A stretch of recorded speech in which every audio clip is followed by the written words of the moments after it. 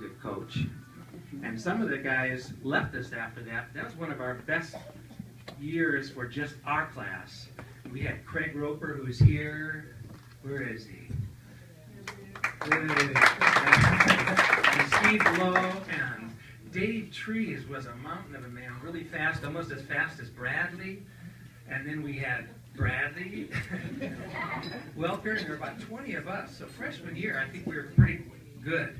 The next year, some of us got to play with our sophomore year with the seniors, and they were really good. And that was when we had Jeff Harden and Beal and who else was Mayberry, Hudson, and who's here tonight? Reed Carpenter was on that team. They were really good. And in fact, those of us who got in some playing time were the weak links of that team.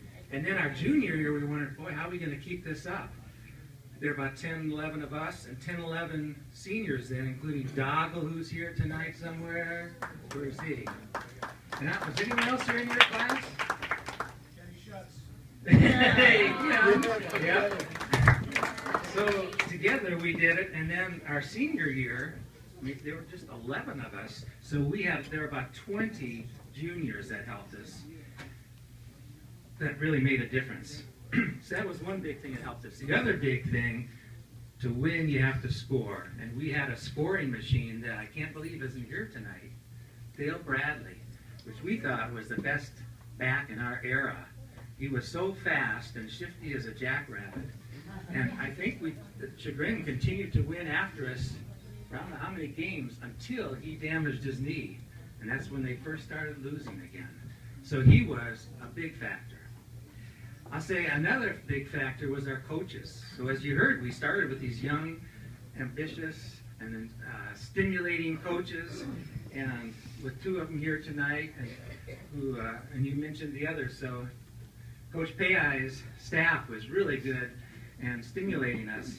And the last thing I'll say, you have to have a good quarterback. And I think we had a pretty good one then. He was probably the best athlete in our class. He excelled in football and basketball and baseball and humility.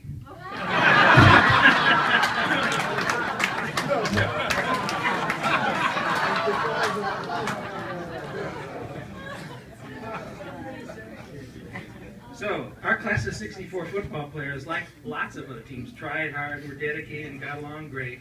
But we were lucky to have so much great help and support from under and over class, or younger and older football players, and having such good coaches, and especially, I'd say, Dale Bradley. So, we thank you.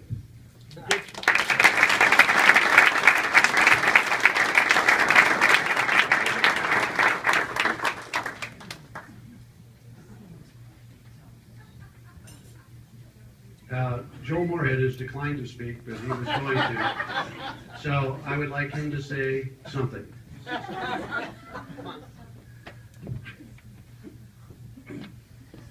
Hello.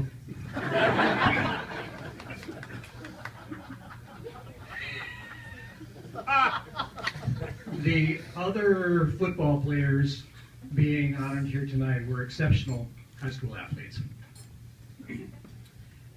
When I was in high school, I weighed 130 pounds and could have been blown over by a strong breeze. So I think that I'm here to represent the players who spent most of their high school football careers on the bench. It's kind of nice that the committee chose to recognize us as well.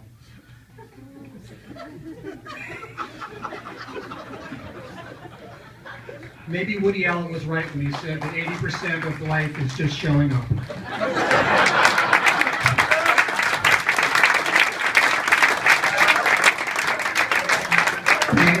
Thank you for this honor.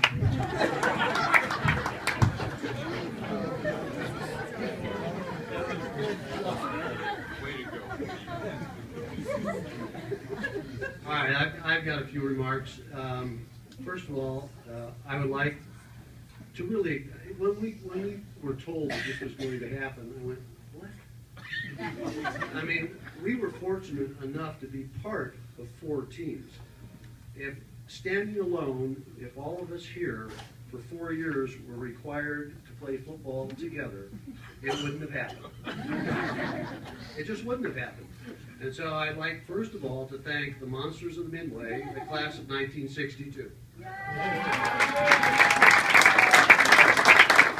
I want all you guys to stand up. You're all at the same table. Stand up.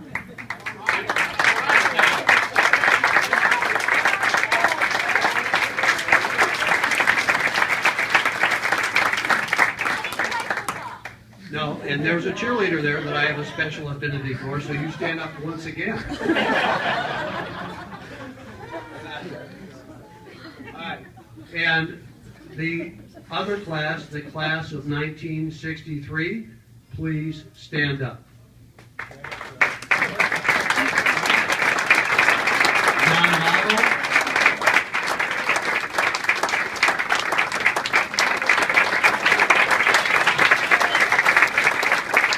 John Model and my brother Kenny Schutz, who was the best manager we ever had.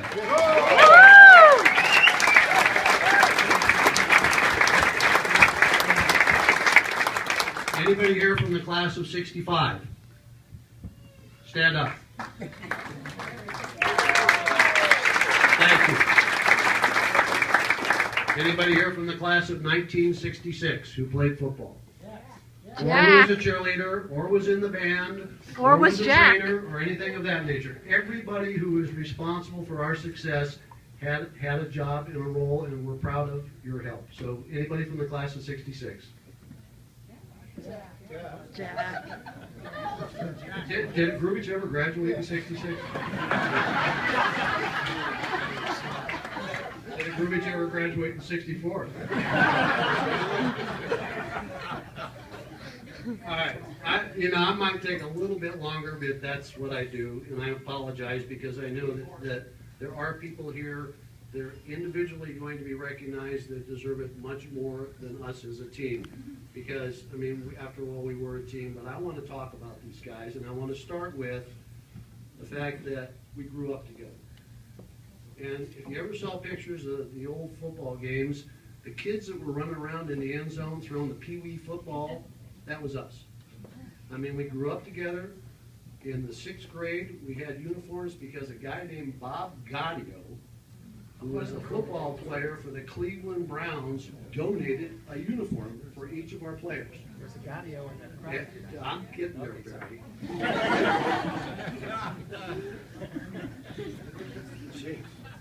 You know, he never said a word when we were playing together. In fact, he was one of the captains, and every time a referee would come up to him and say, "Do you want to accept the penalty?" He'd go, "Bob, what do you want to do?" All right. Bob Gaudio gave us uniforms. We got our uniforms. We played 2 teams. We played orange because they had uniforms, and we played the class ahead of us because they had uniforms. So that's how we started playing football. And my father was the coach, and we had a single wing. Everybody was going in motion at the same time. We confused everybody, and that's why we beat the class ahead of us, despite what they may say. Okay, so in our freshman year, we all got together, and that includes some fellows that aren't here and some fellows that are here. And our first game was against Mayfield. And it was a home game. Mayfield comes over in 2 buses. They get off the buses.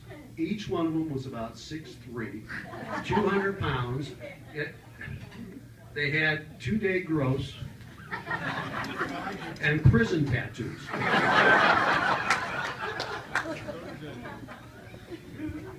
Prison tattoo. And we went up to shake hands, and they had big, giant hands, you know, this little team, you know, and we won. And we kept winning. And we did that all through our freshman year. And finally, we figured, you know, we must be pretty good. And then our sophomore year, that all went away. Because we were blocking, and tackling dummies for the class of 1962. That's all we were. I mean, we'd line up every day. Just, who all played football here? Raise your hand if you played football at Chagrin. All right, raise them higher. All right.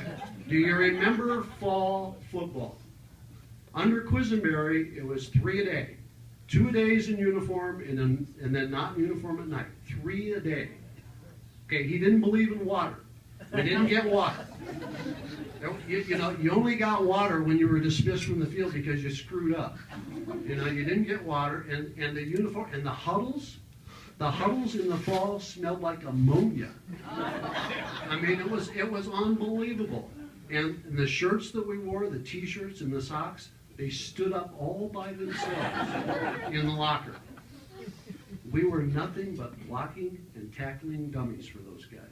But we managed to survive it, and because of that, and because the class of '62 allowed us to be part of their team, we got better. The next year, after 22 of these guys graduated, nobody expected us to do anything. They really didn't. Everybody expected, well, maybe they'll win a couple of games, maybe they won't. Well, we surprised everybody. Along with the class of 1963, we went undefeated. The new coach, John Payai, had confidence in us. He was our freshman coach. He let us play the way we wanted to play. I remember when we played Kinston. It was 0-0 with about a minute left in the first half. And incidentally, Kinston hates us to this day. We all know that. They hate us to this day. 0-0, okay? And we got to do something. So we made up a play in the huddle. I said, Dale Bradley, the name's been mentioned. Dale, I want you to run a banana route. And he had this blank look on his face. I said, well, what's a banana route? Well, do you know what a banana looks like, Dale? So I go up to, and he runs a banana route. I threw it as far as I could. He ran as fast as he could. At the end of the half, we scored, and it was 6-0. And then we got one more touchdown. But the hardest teams that we ever played for all those years was Kinston.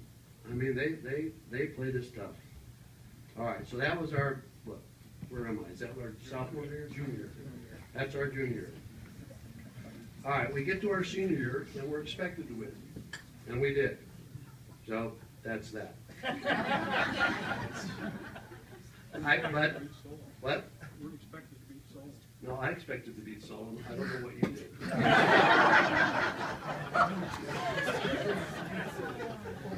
All right, I've got some stories to tell, and then I'll be done. All right, today we had lunch together. This is the first time in 50 years. This is not kidding. The first time in 50 years since we graduated from high school that we've all been together again. The first time in 50 years. So it took this induction to get us back there, and I thank the committee for that because this was a lot of fun. Today we had lunch today, and I asked, okay, what do you guys remember? What are your memories about some of these teams and some of the things that happened? And I'll lead off with a memory that Miles McCurney had. When we were juniors, there was a quarterback that played for Kinston that was tackled by one of our guys that broke his leg. The next year, Kinston was out to get us, and they were going to break the quarterback's leg from Chagrin. That happened to be me. But in any event, Miles McCurney had number 64. 84? No, if you told me 64. I know, I made a mistake. Miles has had a tough life. He was a parole officer. Things have caught up with him. So, 84. All right. So here's the story.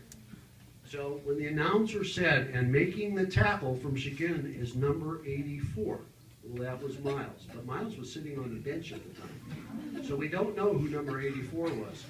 Fast forward to shopping center or Circle K or something, that week. Miles is walking around, and some lady from the other team, a mother probably, said, "Did you play football for Chagrin?" She's from Kinston.